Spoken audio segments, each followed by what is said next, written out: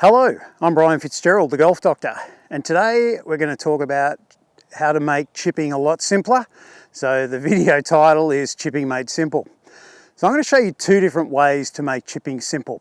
So the first way involves zero technical nous whatsoever, no chipping swing change, it's a club change. And I've talked about it before, but I'm going to say it again because it's such an important thing to do, and it's the easiest way to chip, especially in this scenario here where we don't have any problem. I could putt it from here, but a lot of people would, and if you would, that's fine. No argument with that at all. But just to get a simple chip shot going, you can use either your fairway wood or a hybrid golf club.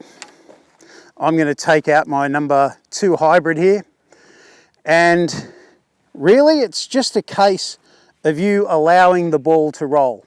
So I've got a bit of a downhill putt here, or a little downhill chip I should say. Slopes a little bit left to right. The green's reasonably quick, and all we really need to do is use a small swing and the ball will roll. This has got to roll a fair bit. What I like about using a hybrid is the ball springs off the club face better than it would a putter. So you actually get more bang for your buck. So you can use a shorter swing and get the ball rolling a lot further than what you can with a putt. So it's really just the concept of allowing the ball to roll. We're not trying to hit it in the air at all. We're not flipping. We're not trying to think technique.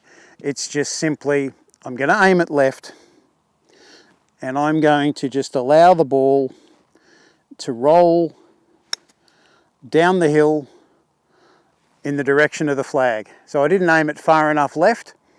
The pace is good. It's finished probably a flag stick out to the right, maybe a bit more now. It's kept rolling. So it actually broke a lot more than I like. So we'll do that again. Really simple concept. I'm going to aim this a lot further left than I first thought.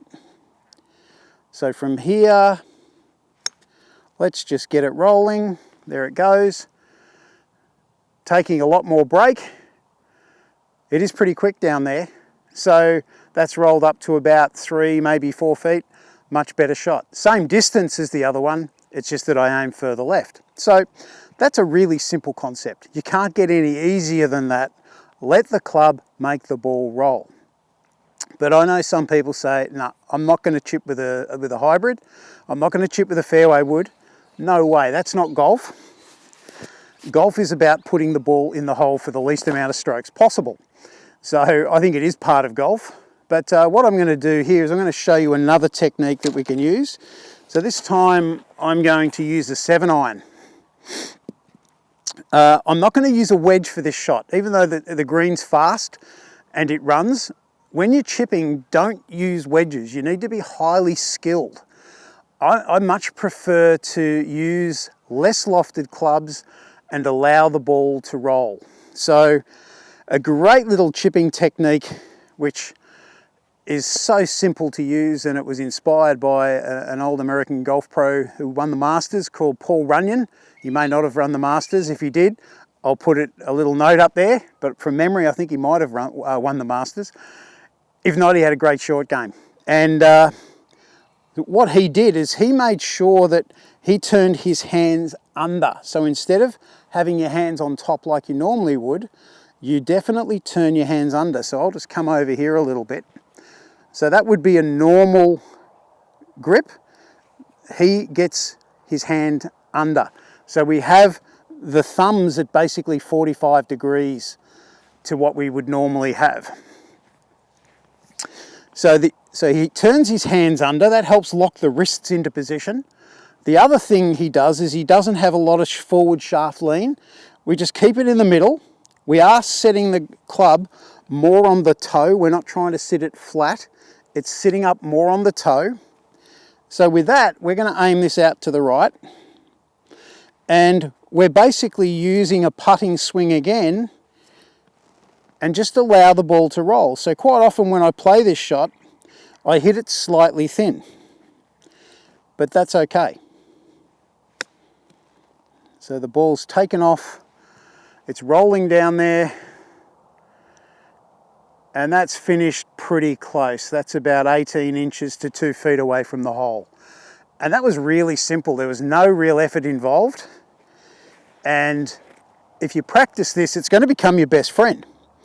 So I'm not really thinking too much about what technique I'm using. My grip and my setup helps to do everything really that I need. I don't want to try and manipulate. All I'm thinking of doing is using a shortish swing, and I'm going to get that ball starting out left. The ball's rolling down, and that's not going to be too far away either. So it's all pretty consistent stuff. Really simple. Don't overcomplicate chipping. Too many people overcomplicate it, and the best thing you can do is put your wedges away. Yeah, I can hit a wedge from here, sand wedge, lob wedge, pitching wedge, it doesn't really matter. I've got to make the ball roll a long way. Wedges have a lot of loft, they're designed to stop. Use a club that's going to make the ball roll for you. And I think if you can practice this, particularly if you really want to try and improve your chipping, use that grip where your hands are under, rest the club on the toe, shaft is a little bit more vertical, and from there I think you'll find you get a lot more consistent result. Thank you for letting me help you with your golf. I'm Brian Fitzgerald, the Golf Doctor, and I look forward to seeing you in my next video.